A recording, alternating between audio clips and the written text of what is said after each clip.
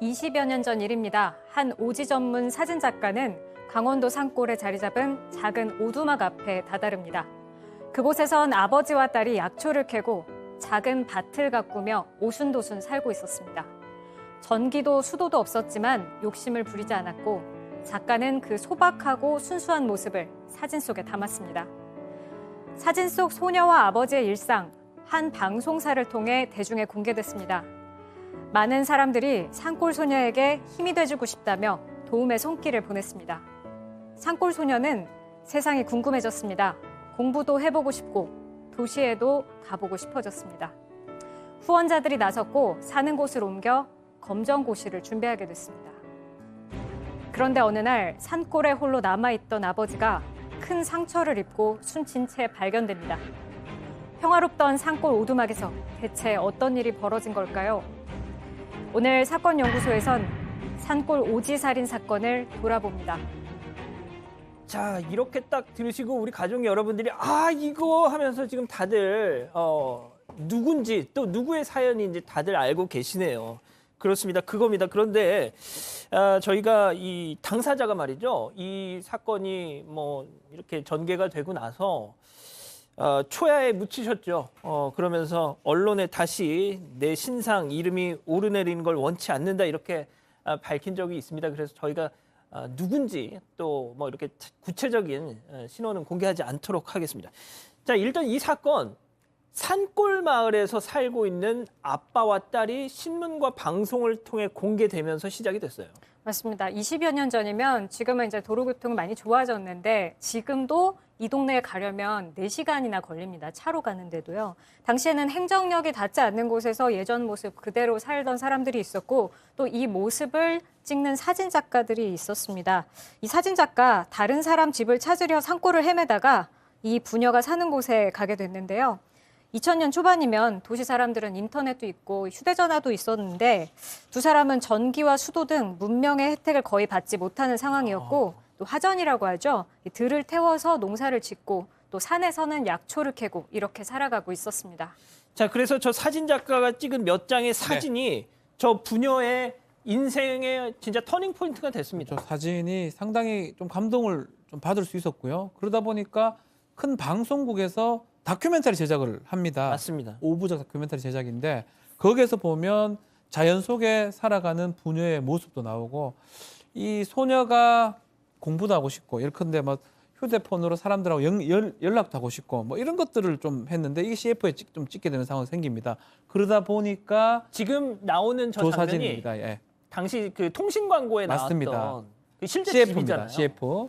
그래서 저 광고를 찍게 되니까 나중에 이제 이 주소로 책들이 막 옵니다. 공부하고 싶다 그러니까 책이 너무 많이 와가지고 광을 하나 만들어요.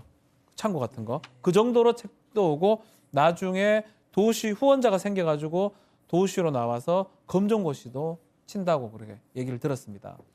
자, 그러니까 이 딸이 검정고시 준비를 위해서 도시로 나가니까 홀로 아버지만 앞서 보신 그 오두막에 남게 됐는데 자, 여기서부터 이 비극이 시작됩니다. 교수님, 그 홀로 남은 아버지가 숨진 채 발견이 됐잖아요. 네, 안타깝게도 2001년 2월 12일 날 아버지가 이제 그 살해된 그 시신으로 발견이 됩니다. 그래서 이제 그 현장을 보니까 원래 이 문을 갖다가 이 바깥쪽으로 열게 돼 있는 건데 그것이 안쪽으로 부서질 정도로 이제 그 안쪽으로 들어가 있었고요. 그 다음에 이제 그 아버지가 그 시신이 이불로 이제 덮여져 있었는데 자세히 보니까 왼쪽 쇄골에 깊은 상처가 있었고 그리고 이제 콧등에도 핏자국이 있었는데요. 상당히 이게 좀 그 의문스러운 것인데 최초의 경찰은 바로 이분이 지병으로 사망한 것이다. 이 50대 초반인데요. 무슨 지병으로 이렇게 사망을 합니까? 그렇게 결론을 내렸는데요. 국과수에서 이제 흉기에 찔려서 숨졌다라고 하는 그 부검 결과 그리고 이제 이건 무슨 소리냐 타살 아니냐 하는 이런 여론 때문에 결국 경찰이 재수사에 착수를 해가지고 한 달 뒤에 용의자를 검거를 했는데요. 그게 이제 어떻게 됐냐면 이 훔친 10만 원짜리 수표를 가지고 서울 시내에서 노래방에서 사용을 했다는 거예요. 그래서 이제 범인 같은 경우는 왜 그러면 네가 이런 범행을 했느냐 범행 동기에 대해서 물어보니까 광고료 등으로 받은 돈이 많을 것으로 생각을 해서 강도살인을 한 건데 실제적으로는 훔친 돈이 12만 4천 원이었습니다. 세상에. 정말 안타까운 일이죠. 예. 이 당시 피의자가 양재동이라는 사람인데 교도소에서 출소한 지 1년 갓 넘은 서울에 살던 자였습니다. 그런데 뭐 CF, 뭐 신문, 뭐 이런 뉴스를 보면서 아 바로 저거다 해가지고 서울에서 세상에 버스를 타고 이 삼척, 이 산골까지 찾아갔다는 거죠. 심지어 사전 답사까지 하고 범행을 저질렀다는 겁니다. 자, 그런데 말이죠. 백 변호사님, 비극이 여기서 끝난 게 아니었습니다.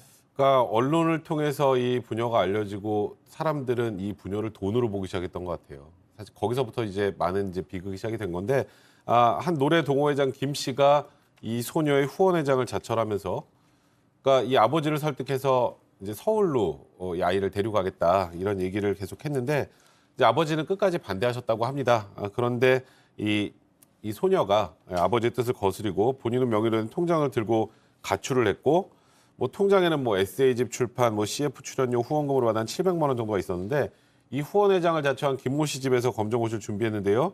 근데 문제는 이 김모 씨, 이 소녀의 돈으로 사무실을 마련하는 등 돈을 빼앗고 또 매니저 노릇하면서 정신적, 육체적으로 소녀를 학대한 혐의로 구속이 되기도 했었습니다.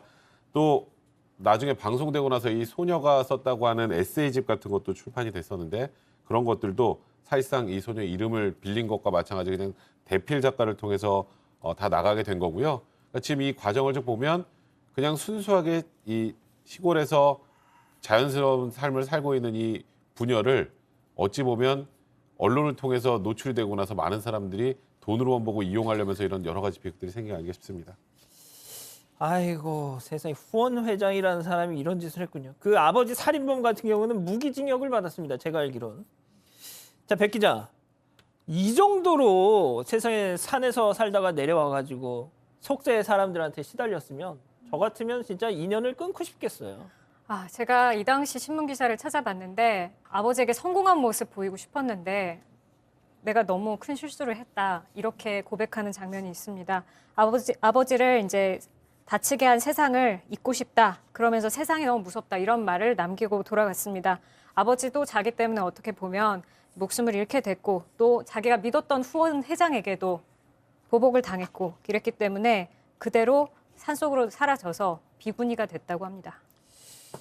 자, 박 변호사님. 네. 근데 이 소녀뿐만 아니고 정말 초야에 묻혀 있다가 갑자기 입길에 올라서 사람들의 관심을 받고 하지만 그렇다가 또 좀 불행해진 분들이 좀 있었잖아요.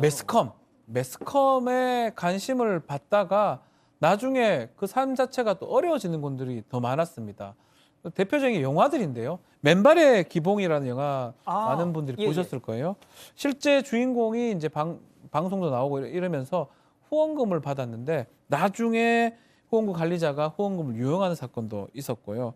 가족까지 돈을 빼돌렸다고 해서 충격을 받았는데 또 영화 원앙소리 같은 경우는 또 할머니 할아버지 나왔던 영화면 독립 영화인데 되게 인기를 많이 끌었죠. 이 문제는 막 그 할머니 할아버지 집에 막 사람들이 찾아오기도 하고 언론 찾아오기도 해서 결국은 상당히 힘들었다는 얘기도 있고요. 영화 집으로도 이것도 되게 유명했던 영화인데 그 유승호 씨 어렸을 때. 그렇죠. 유승호 씨가 나왔다. 어린이로 치킨 사달라 하니까 딱 백숙 해주시고 막 이랬었죠. 그 할머니도 그 할머니 집에 막 유명세 실은 그 할머니가 집에 찾아오기도 하고 또 어떤 사람들이 막 오기도 하고 그래서 결국은 그 고향을 등지고 자식들하고 살게 됐다는 결국은 매스컴이 그 사람들의 일상적인 생활을 바뀌어버린 나쁘게 만들어버린 뭐 그런 사례들이 꽤 많이 있습니다. 그 할머니 조남이 김을분 여성가 그렇게 제가 기억하는데 아무튼 그렇습니다. 자, 백 변호사님. 네. 그런데 정말 저도 이제 언론 종사자로서 그러니까 만약에 이런 유사한 상황이 벌어졌으면 저희 사건 반장에서도 정말 요즘 화제가 되고 있다면서 또 소개를 했을 거예요.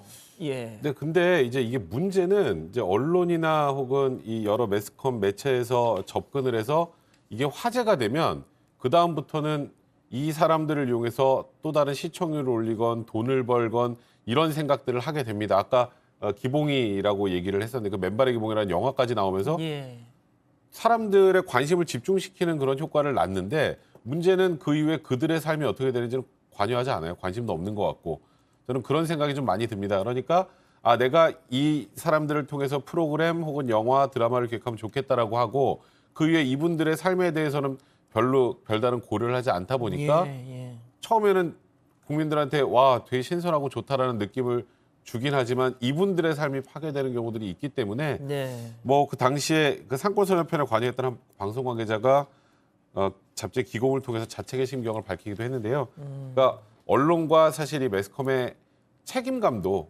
분명히 좀 더 가져야 되지 않을까 싶습니다. 교수님, 제가 죄송합니다. 왜요? 아니 저도 이제 뭐 유사한 상황이 벌어졌으면 저도 이제 뭐 사건 반장에서 또 이제 뭐 이게 좀 자제를 해야죠. 사실 이제 이 순수한 사람들이 언론에 이렇게 노출되거나 대중에 노출되면 오염될 수 있는 그럴 가능성이 상당히 높아요. 아까 이제 그 산골 소녀 사건 같은 경우도 범인이 교도소에서 출소를 하고 난 이후에 그 프로를 보고 난 뒤에 저 사람들이 후원금이 많을 것이다. 이렇게 해서 그 강도를 하기로 결심을 하고 범행을 했다라고 하는 것이죠. 그러니까 뭐 아까 후원회 얘기도 나왔고 출판사 얘기도 나왔는데 조용히 가만히 잘 살고 있는 사람들 건드려 가지고 결국은 한 집안을 풍파로 몰아넣었다는 그런 측면에서는 뭐 우리 언론도 마찬가지고 그리고 이제 주위에 그런 마음을 먹고 접근하는 사람들도 마찬가지고 이 반성을 갖다가 해야 되는 그런 상황이 아닌가 이렇게 생각이 듭니다. 알겠습니다. 반성하겠습니다. 자, 일단 오늘 사건연구소 이렇게 정리하고요. 이어서